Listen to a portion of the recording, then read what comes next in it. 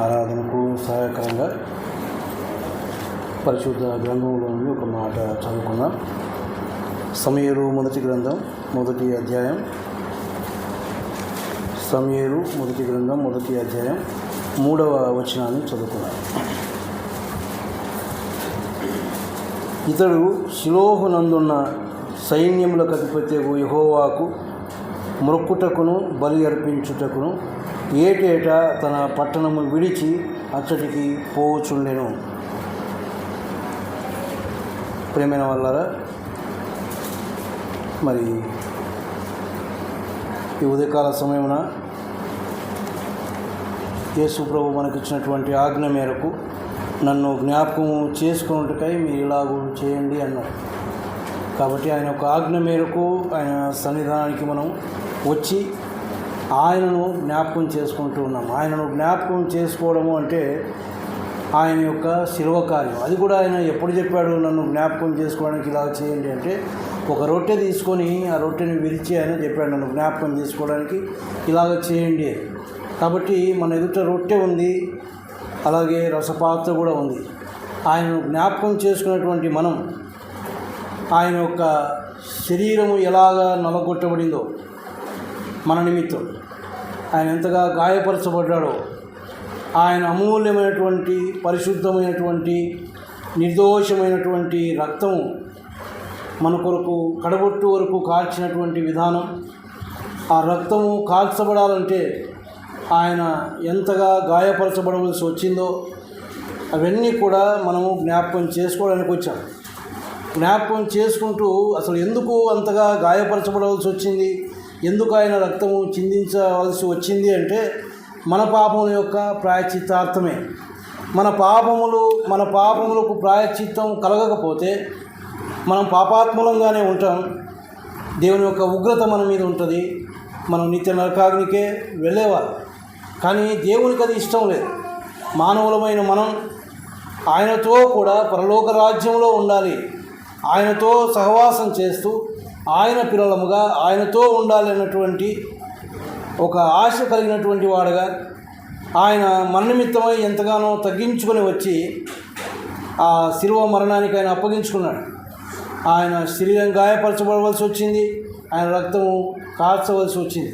తద్వారానే మన పాపములకు ప్రాయశ్చిత్తం దొరికింది, మనము విమోచించబడ్డాం, మనకు గొప్ప రక్షణ దొరికింది, దేవుని పిల్లలమయ్యాం, పరలోక రాజ్య భాగ్యం మనకు దొరికింది. కాబట్టి ఆ సంగతులను జ్ఞాపకం చేసుకుంటూ ఆయనను ఆరాధించడానికి, అంటే ఆయనను హెచ్చించడానికి, ఆయనను ఘనపరచడానికి, ఆయనను గొప్ప చేయడానికి, ఆయనను పూజించడానికి మనం వచ్చాం.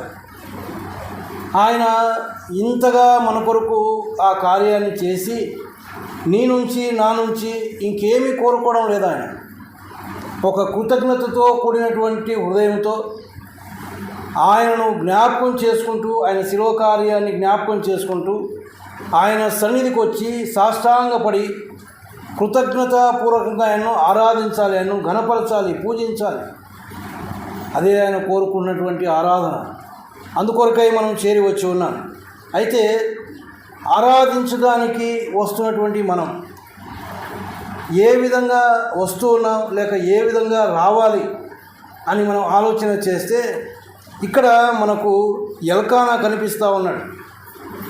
ఆయన గురించి రాయబడిన మాట ఏంటంటే, ఇతడు షిలోహునందున్న సైన్యములకు అధిపత్యగు యెహోవాకు మొక్కుటకును బలి అర్పించుటకును ఏటేటా తన పట్టణమును విడిచి అచ్చటికి పోవచుండెను.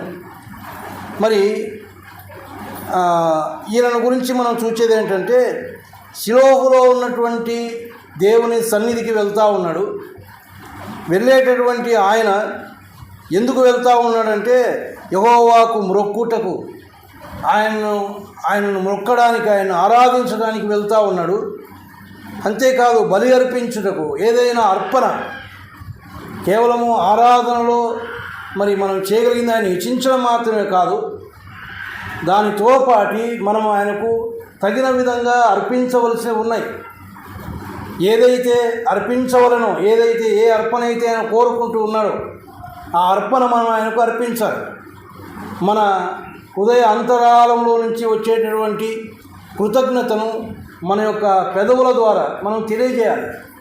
స్తుతులు అర్పించాలి. ఆయన జిహ్వాఫలం అని జ్ఞాపకం చేసుకుంటూ ఉన్నాం. కాబట్టి ఆయన మొక్కడానికి వెళ్తూ ఉన్నాడు, బలి అర్పించడానికి వెళ్తూ ఉన్నాడు. ఏటేటా ఏం చేస్తూ ఉన్నాడంటే తన పట్టణమును విడిచి అక్కడికి పోవచ్చుండేను.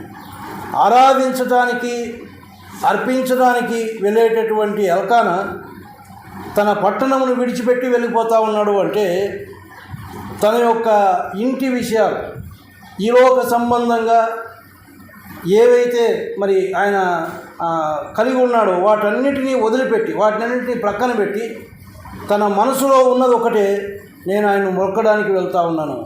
మొక్కడానికి వెళుతున్నటువంటి నేను మరి ఆయనకు అర్పించవలసినవి ఉన్నాయి, ఆ అర్పణలు తీసుకొని వెళ్తూ ఉన్నాను. కాబట్టి ప్రియమైన వారలారా, ఆరాధించడానికి వచ్చేటటువంటి మనం మన యొక్క హృదయంలో మన ఇంటి విషయాలు కానీ ఇంకా మన ఆలోచనలు కాదు, అవన్నీ ప్రక్కన పెట్టేసి మన హృదయము దేవునితో నింపుకొని, అదే కదా ఇక్కడ అర్పించేది. మనం తీసుకొచ్చే కానుక మాత్రమే కాదు, మన హృదయంలోంచి వచ్చేటటువంటి స్తుతులు, స్తోత్రములు, ఆ కృతజ్ఞతలు ఆయనకు తెలియజేసేటప్పుడు ఆయనకు అర్పించాలి అంటే ఆ హృదయంలో అవి ఉండాలి. మనం వాటిని సిద్ధపరచుకొని రావాలి. ఆ విధంగా వచ్చి ఆయనను ఆరాధించాలి. కాబట్టి మిగతావన్నీ ప్రక్కన పెట్టాలి. అదేవిధంగా బైబిల్ గ్రంథంలోంచిన ఒక ఇద్దరు వ్యక్తులను మీకు జ్ఞాపకం చేస్తాం. వారు కూడా దేవుని మందిరానికి లేక ఆరాధించడానికి వెళ్ళేటప్పుడు వారు ఏ విధంగా వెళ్తూ ఉన్నారో ఆలోచన చేస్తే, ఆ విధమైనటువంటి జీవితాలు మనలో ఉన్నాయా, ఆ విధమైనటువంటి మనసులు కలిగి మనం ఆరాధించడానికి వస్తూ ఉన్నామా అనేది మనం ఆలోచించుకోవాల్సిన వారమై ఉన్నాం. ఆరాధన అనేది చాలా ప్రాముఖ్యమైనది. ఆదివారం మనం చేసేటటువంటి ఆరాధన ఇది చాలా ప్రాముఖ్యమైనది. ఆయన కోరుకున్నది.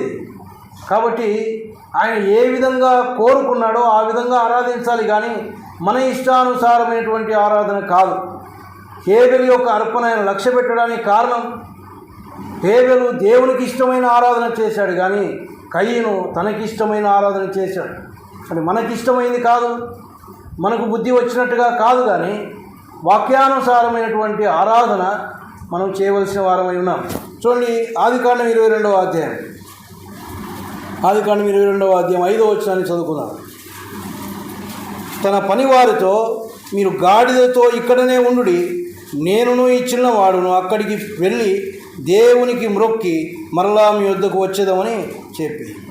ఇక్కడ మనకు అబ్రహాం కనిపిస్తాడు. ఈ సందర్భం మనకు తెలుసు. అబ్రహాంకు ఒక్కగానొక్కడ ఉన్న కుమారుని దేవుడు బలి అర్పించమన్నప్పుడు ఆయన దేవుని యొక్క మాటకు లోబడి అరుణోదయమున లేచి ఆరాధనకు సిద్ధపడి వెళ్తూ ఉన్నాడు. బహు దూరం వెళ్ళాలి, ఆ దూర ప్రయాణం ఉంది. ఆ ప్రయాణానికి అవసరమైనది మాత్రమే కాదు, కానీ అక్కడ బలికి అర్పించడానికి ఏ విధంగా ఆయన్ను ఆరాధించాలో వాటిని సిద్ధపరచుకొని వెళ్తూ ఉన్నాడు. అయితే ఆ సమీపానికి వచ్చినప్పుడు ఏ దేవుడు చెప్పినటువంటి ఆ మోరియా పర్వతం కనిపిస్తూ ఉండగా ఇంకా అక్కడికి సమీపించకముందు అక్కడ నిలబడ్డాడు. నిలబడి ఏమంటా ఉన్నాడు, తన పనివారితో చెప్తా ఉన్నారు, మీరు గాడిదతో ఇక్కడనే ఉండండి, మీరు గాడిదతో ఇక్కడనే ఉండండి. అంటే మీరు అంటే ఎవరు? తన పనివారు. తన పనివారు గాడిద అక్కడే ఉండాలి. మరి ఎవరు వెళ్ళాలి ఇప్పుడు? నేనును ఈ చిన్నవాడు అక్కడికి వెళ్ళి మ్రొక్కి వస్తాను. ఎందుకు వాటిని అక్కడ వదిలిపెడతా ఉన్నాడు? అక్కడ చూస్తే ఎల్కానా తన పట్టణంను విడిచి వెళ్తూ ఉన్నాడు. తన మనసులో ఉన్న ఆ ఇంటి సంబంధమైన ప్రతిదీ వదిలిపెట్టి వెళ్తూ ఉన్నాడు ఆరాధించడానికి. ఇక్కడ అబ్రహాం కూడా ఆరాధించడానికి వెళ్తూ ఉన్నాడు. ఆ సమీపించేసరికి ఆ యొక్క పర్వతం, దేవుడు చెప్పిన ఆ స్థలం కనిపిస్తూ ఉండగా ఒక్కసారి తను ఆలోచించుకున్నాడు, నేను ఆయన సన్నిధికి వెళ్ళేటప్పుడు ఏ విధంగా వెళ్ళాలి? ఏదైనా ఆటంకమైనవి ఉన్నాయా? ముందే ఆటంకమైంది ఒకటి ఇంటి దగ్గర వదిలిపెట్టి వచ్చాడు. ఎవరు?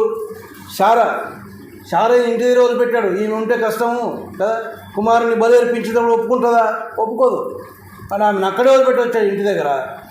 వీరు వచ్చారు. ఇక్కడికి వచ్చిన తర్వాత ఇంకా సమీపానికి వస్తూ ఉండగా మళ్ళీ ఒకసారి ఆలోచన చేసుకున్నాడేమో, మీరు ఇక్కడే పనివారు ఏం చేస్తారు? అక్కడికి వస్తే ఈయన పని చేయనిస్తారా? బలిపీఠం కట్టాలి కదా, రాళ్ళు మోసుకొని వచ్చి బలిపీఠం కట్టాలి, కట్టెలు పేర్చాలి.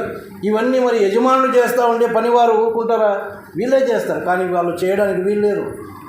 మనమే అర్పించాలి, మనమే ఆ యొక్క బలిని అర్పించవలసి ఉంది. కాబట్టి బలిపీఠం కట్టవలసింది అబ్రహామే, బలి అర్పించవలసింది అబ్రహామే. పనివారు చేయడానికి వీల్లేదు. అక్కడ తన యొక్క హోదా కనిపిస్తుంది, తన ఉన్నతమైన స్థితి కనిపిస్తుంది. దేవునికి ఇష్టం లేదు. అక్కడ అవన్నీ కనిపించడానికి వీల్లేదు. తగ్గింపుతో వెళ్తూ ఉన్నాడు, మీరు ఇక్కడే ఉండండి. తర్వాత గాడిదను కూడా ఇక్కడే పెట్టమంటా ఉన్నాడు. ఎందుకు? అది ఒక రకంగా భారాన్ని మోస్తుంది. ఏ భారం? ఇప్పుడు ఆ కట్టెలు తీసి ఎవరి మీద పెట్టాడు? కుమారుని మీద పెట్టాడు. లేకపోతే ఆ కట్టెలు ఏది మోస్తుంది? గాడిద మోస్తుంది. కానీ అది మోయడానికి వీలు లేదు. తర్వాత వ్యాపారానికి కూడా దాన్ని ఉపయోగించుకుంటారు. అంటే వ్యాపార సంబంధమైన ప్రతి దాన్ని కూడా మనం దూరంగా పెట్టి రావాలి. మనకు అనేకమైన ఆలోచనలు ఉంటాయి. మన కుటుంబాన్ని గురించిన ఆలోచనలు, మనం ఒకవేళ ఏదైనా వ్యాపారం చేసుకుంటా ఉంటే దాని గురించి మనం పని చేసుకున్న మన పని గురించిన ఆలోచనలు, ఇవన్నీ కూడా పక్కన పెట్టాలి. తర్వాత గాడిద అసహ్యమైంది, హేయమైంది దేవుని దృష్టికి. దేవుని దృష్టికి ఏదైతే హేయమైనది, అసహ్యమైనది మనలో ఉందో దాన్ని ఎక్కడ వదిలిపెట్టి రావాలి? బయటలో వదిలిపెట్టి రావాలి. దేవుని మందిరానికి రాకముందే నిన్నటి నుంచే మనం ఆలోచన చేసుకోవాలి. ప్రభువా, రేపు నేను నిన్ను ఆరాధించడానికి వస్తూ ఉన్నాను నాయన, నీకు ఇష్టము కానివి నేను వదిలిపెట్టవలసినవి ఏమైనా ఉన్నాయా అని పరీక్షించుకోవలసినటువంటి బాధ్యత మనకుంది. ప్రియమైన వాళ్ళారా, ఆరాధించడానికి వెళ్ళే ముందు మనం ఏం చేస్తూ ఉన్నాం, ఏం విడిచిపెడతా ఉన్నాం? ఎల్కాను తన పట్టణాన్ని విడిచిపెట్టాడు, అబ్రహాము తన పనివారిని ప్రక్కన పెట్టేశాడు, గాడిదను ప్రక్కన పెట్టాడు. ఇప్పుడు ఎవరు వెళ్తా ఉన్నాం? నేనును, తర్వాత ఈ చిన్నవాడు. నేనును అంటే ఆరాధించే మనం. తర్వాత మరి ఆరాధనకు ఏదైతే అర్పిస్తామో, ఏదో అర్పించవలసి ఉందో, లేక ఆరాధనకు పాత్రుడైనటువంటి యేసుక్రీస్తును కలిగి మనం ఈ స్థలానికి రావాలి. ఇంకేది మనం వెంట ఉండడానికి వీల్లేదు. మన మనసులో కానీ మన హృదయాల్లో కానీ ఆ తలంపులు ఏవి ఉండడానికి వీల్లేదు. కానీ చాలాసార్లు ఇవన్నీ కలిగి వస్తూ ఉన్నాం. ఈ గందరగోళమైనటువంటి పరిస్థితుల్లో దేవుణ్ణి ఆరాధిస్తూ ఉన్నాం. మన ఆరాధన ఎంతవరకు ఆయన అంగీకరిస్తూ ఉన్నాడో మనకు తెలియదు. ప్రేమైన వాళ్ళారా, ఉన్న పాటలు వస్తూ ఉన్నాం, కొన్నిసార్లు సిద్ధపాటలు లేకుండా వస్తూ ఉన్నాం. ఎంతో సిద్ధపడాలి, మన హృదయాన్ని సిద్ధపరచుకోవాలి. ప్రభువా, వెళ్తూ ఉన్నాను, సమీపిస్తూ ఉన్నాను నాయన, ఇగో మీ సన్నిధిలోనికి వెళ్తూ ఉన్నాను నాయన, ఏదైనా ఉందా లోపల, మీకు ఇష్టంగా ఉందా, నిన్ను బాధ పెట్టింది ఉందా అని ఆలోచన చేసుకుంటూ, పరీక్ష చేసుకుంటూ, ఒకటొకటే ప్రభువా, ఇదిగో ఫలాంది ఉంది నాయన, ఫలాంది నాకు జ్ఞాపకం వస్తూ ఉంది, దాన్ని బట్టి నన్ను క్షమించు, ఒకటొకటిగా శుద్ధి చేసుకుంటూ రావాలి. ఆ మాట కూడా మనం చూస్తాం. ఇది అబ్రహాము చేసినటువంటి ఆరాధన. తర్వాత చూడండి, ఆదికాండం 35వ అధ్యాయం. ఆదికాండం 35వ అధ్యాయం 2-3 వచనాలు చదువుకున్నాం. యాకోబు తన ఇంటి వారితోనూ తన యొద్ద ఉన్న వారందరితోనూ మీ యొద్దనున్న అన్య దేవతలను పారవేసి మిమ్మును మీరు శుచిపరచుకొని మీ వస్త్రములను మార్చుకొనడి, మనము లేచి బేతేలునకు వెళ్ళుదము. నా శ్రమ దినమున నాకు ఉత్తరమిచ్చి నేను వెళ్ళిన మార్గమున నాకు తోడై ఉండిన దేవుని బలిపీఠమును అక్కడ కట్టెదనని. ఇక్కడ మనకి యాకోబు కనిపిస్తూ ఉన్నాడు. ఈ యొక్క సందర్భాన్ని గురించి నేను ఎక్కువగా మాట్లాడడం లేదు, కానీ యాకోబు తన ఇంటి వారితోనూ తన యొద్ద ఉన్న వారందరితోనూ చెప్తా ఉన్నాడు. తన ఇంటి వారందరితో, తన యొద్ద ఎవరైతే ఉన్నారో వారందరితో, వాళ్ళు పనివాళ్ళు కావచ్చు, లేకపోతే బంధువులు కావచ్చు, ఎవరైనా కావచ్చు, తనతో పాటు ఉన్నవారితో కూడా ఏమని చెప్తా ఉన్నాడంటే, మీ యొద్దనున్న అన్య దేవతలను మీరు పారవేసి మిమ్మల్ని మీరు శుచిపరచుకొని మీ వస్త్రములను మార్చుకోండి. మనం ఎక్కడికి వెళ్ళాలా? మనం లేచి బేతేలునకు వెళ్దాం, మనం దేవుని సన్నిధికి వెళ్దాం అని ఎవరితో చెప్తా ఉన్నాడు? తన ఇంటి వారితో, తనతో కూడా ఉన్నవారితో. ప్రేమైన వల్ల ఈ అనుభవం మనకుందా? బయలుదేరేటప్పుడు మన ఇంటి వారందరినీ పిలుచుకొని రాగలుగుతూ ఉన్నామా? మన ఇంటిలో ఉన్న వారందరినీ పిలుచుకొని రాగలుగుతూ ఉన్నామా? రండి మనం బేతేలుకు వెళ్దాం ఎప్పుడైనా అంటూ ఉన్నామా? చాలాసార్లు కుటుంబంలోనే కుటుంబం అంతా కనబడలేకపోతూ ఉన్నాం.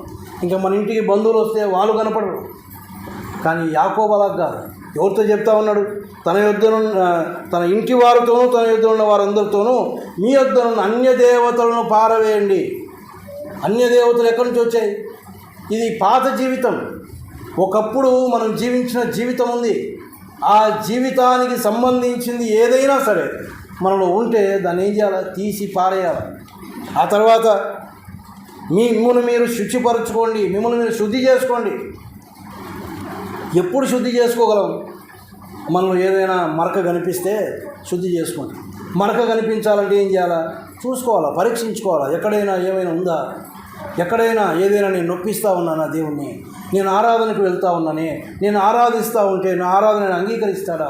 ఈ విధంగా పరిశీలించుకుంటూ ప్రతిదాన్ని శుభ్రం చేసుకుంటూ శుద్ధి చేసుకుంటూ ఆయన సన్నిధికి రావాలి. తర్వాత మీ వస్త్రములను మార్చుకోండి, మీ ప్రవర్తన మార్చుకోండి అంటాం. అంటే కొన్నిసార్లు దేవుని పిల్లలమే, కానీ ఈ ఆదివారం ఆరాధించి బయటికి వెళ్తాం, మళ్ళీ ఆదివారం వచ్చేసరికి మన ప్రవర్తనలో చాలా మార్పులు వస్తూ ఉన్నాయి. మన ప్రవర్తన దేవుడు చూస్తే అంగీకారంగా కనపడడం లేదు. మన ప్రవర్తన మారిపోతూ ఉంది. మన ప్రవర్తన దేవుని నొప్పిస్తూ ఉందేమో. కాబట్టి చాలా జాగ్రత్తగా ఉండాలి వారమంతా. ఒకవేళ పొరపాటున ఏదైనా ప్రవర్తనలో ఆయన నొప్పించేది జరిగి ఉంటే దాన్ని ఏం చేయాలి? ఇప్పుడు చక్కగా చేసుకోవాలి. మీ వస్త్రాలను మార్చుకోండి, ఈ ప్రవర్తనను మార్చుకోండి అని ఎప్పుడు మనం లేచి బేతేలునకు ఈ విధమైనటువంటి పరిస్థితిలో మనం దేవుని మందిరానికి వచ్చి ఆయన్ను ఆరాధించాలి. కింద ఇంకో మాట ఏమంటాడంటే, నా శ్రమ దినమున నాకు ఉత్తరం ఇచ్చి నేను వెళ్ళిన మార్గమున నాకు తోడై ఉండిన దేవునికి బలిపీఠమును కట్టేదనని అక్కడ కట్టేదనని చెప్పాను. ఏ దేవుణ్ణైతే ఆరాధించడానికి వెళ్తూ ఉన్నామో, ఎవరితో ఆ మాటలు చెప్తా ఉన్నాడో వారితో తన అనుభవాన్ని చెప్తా ఉన్నాడు. ఏమని? నా శ్రమ దినమున నాకు ఉత్తరం ఇచ్చి నేను వెళ్ళిన మార్గంలో నాకు తోడై ఉండినటువంటి దేవుడు. నా జీవితంలో దేవుడు చేసినటువంటి కార్యాలు ఉన్నాయి, వాటన్నిటిని బట్టి నేను దేవుని మందిరానికి వెళ్తూ ఉన్నాను. రండి, మీరు కూడా పోదాం. ఏ విధంగా పోదాం? ఏం చేయాలి? మీరు మీ యొద్ద ఉన్న అన్ని దేవతలను పారవేయాలా? మిమ్మల్ని మీరు శుచిపరచుకోవాలా? మీ వస్త్రాలను మార్చుకోవాలా? లేచి బేతేలునకు వెళ్దాం. ప్రేమైన వారి ద్వారా విడిచిపెట్టవలసినటువంటివి విడిచిపెట్టి, పాత జీవితాన్ని వదిలిపెట్టి సంపూర్ణంగా పరీక్షించుకొని ప్రవర్తనను మార్చుకొని దేవుని మందిరానికి మనం రావాలి. కాబట్టి ఆరాధించడానికి వస్తున్నటువంటి మనం ఒకసారి ఆలోచన చేస్తే వీళ్ళందరూ ఎక్కడున్నారు? పాత నిబంధన గ్రంథంలో చదువుకున్నారు. వీరికి లేనటువంటి గొప్ప అనుభవం ఏంటంటే, వీరి కొరకు ఎవరు చనిపోలేదు, వీరి కొరకు ఎవరు ప్రాణం అప్పగించలేదు. కానీ ప్రత్యేకపరుచుకున్నటువంటి ఆ దేవుని పట్ల వారికి ఉన్నటువంటి ఆ యొక్క గౌరవాన్ని బట్టి వారు ఎంతో వారిని వారు శుచి చేసుకుంటూ వాళ్ళని వాళ్ళు చక్క చేసుకుంటూ మందిరానికి వెళ్ళేటప్పుడు చాలా భయంగా వెళ్తూ ఉన్నారు. మందిరంలో అడుగు పెట్టాలంటే భయం. ఏమైపోతామో, దేవునికి ఇష్టమైన ఆరాధన చేయకపోతే ఏమైపోతామో అన్న భయం వారికి ఉంది అన్నాడు. కాబట్టి చాలా జాగ్రత్తగా వెళ్తూ ఉన్నారు. పట్టణాన్ని విడిచి వెళ్తా ఉన్నాడు ఎల్కానా. ఏది మనసులో పెట్టుకోవడం లేదు, దేవుణ్ణి నింపుకొని వెళ్తూ ఉన్నాడు. అబ్రహాం వెళ్తూ ఉన్నాడు. ఏవైతే ఆటంకాలుగా ఉన్నాయో అన్ని ప్రక్కన పెట్టాడు. తాను ఆరాధించడానికి అర్పించడానికి ఏదైతే కావాలనో అది మాత్రమే తీసుకొని వెళ్తూ ఉన్నాడు. అక్కడికి వెళ్ళిన తర్వాత కూడా చక్కటి ఆరాధన ఆయన చేసినట్టుగా మనం చూస్తాం. యాకోబు కూడా అదే చేస్తూ ఉన్నాడు. అన్నీ వదిలిపెట్టి ఆరాధనకు వెళ్తూ ఉన్నాడు. ఈ ఉదయకాల సమయమున మనం ఆరాధించడానికి వచ్చినటువంటి మరి మన ప్రభు ఎలాంటి వాడు అంటే, మన కొరకు సమస్తమును వదిలిపెట్టి ఈ లోకంలో ఒక దీవునిగా జన్మించి, ఒక మరి రక్తమాంసము కలిగిన వాడుగా ఈ లోకంలో జన్మించి మన పాపములకు ప్రాయశ్చిత్తం చేసిన వాడు ఆయన. ప్రాయశ్చిత్తము చేయడానికి తన యొక్క శరీరాన్ని, తన ప్రాణాన్ని అప్పగించుకున్నటువంటి వాడు. ఆయన శరీరం అంతా గాయపరచబడింది. తలకు ముళ్ళ కిరీటం పెట్టారు, కొరడాలతో కొడుతూ ఉన్నారు. శర్మం లేచి వస్తూ ఉంది, గాయమైపోతూ ఉంది. ఆ బాధ ఒకవైపు ఉంటే ముఖం మీద ఉమ్మి వేస్తూ ఉన్నారు, అవమానపరుస్తూ ఉన్నారు, హేళన చేస్తూ ఉన్నారు, ఈడ్చుకొని వెళ్తూ ఉన్నారు. ఆ రోడ్ల వెంట యెరూషలేము వీధుల గుండా ఈడ్చుకొని వెళ్తూ ఉన్నారు. గాయాలైపోయినాయి ఆ ప్రభువుకు. కానీ ఏమాత్రం నోరు తెరిచిన వాడు కాదు, మౌనంగా ఉన్నాడు. నీ కోసం, నా కోసం ఆయనతో ఉంచబడిన ఆనందము కొరకు మనం చూస్తాం. ఒకటే ఆనందం, నువ్వు నేనే కనపడతా ఉన్నాం ఆయనకు, మన యొక్క విమోచన కొరకు. అవన్నీ సహించుకున్నాడు. చివరికి ఆ శిలువ పైన ఆయన చేతులకు మేకులు కొట్టారు, కాళ్ళకు మేకులు కొట్టారు. ఇదిగో ఆ వేలాడదీయబడతా ఉన్నాడు. అప్పటికే ఒక మాంసపు ముద్దలాగా వేలాడదీయబడతా ఉన్నాడు. అయితే ఒక రానువాడు పరిగెత్తుకొని వెళ్ళి బలంతో ప్రక్కలో పొడిచాడు. ఎంత భయంకరమైన శిక్ష! ఆ శిక్ష అంతా నీది, నాదే. నువ్వు నేను భరించవలసినవా? పాపం చేసింది మనమే. ఆ శిక్షను ఆయన భరించి మనకు విడుదల, విమోచన ఇచ్చాడు. ఆ ప్రభువును ఆరాధించడానికి వచ్చినటువంటి మనం ఏమి వదిలిపెట్టి వస్తాము, ఏమి పారవేసి వస్తూ ఉన్నాం? శుచిపరుచుకొని పరీక్షించుకొని రాగలుగుతున్నానా? ఆ విధంగా వచ్చి ఆయనను ఆరాధిస్తే ఆయన మన ఆరాధనలు అంగీకరించడానికి, ఆగ్రానించడానికి, స్వీకరించడానికి ఆయన సిద్ధంగా ఉన్నాడు. కనుక అట్టి ఆరాధన నువ్వు నేను చేయడానికి దేవుడు తన కృప అనుగ్రహించునుగాక.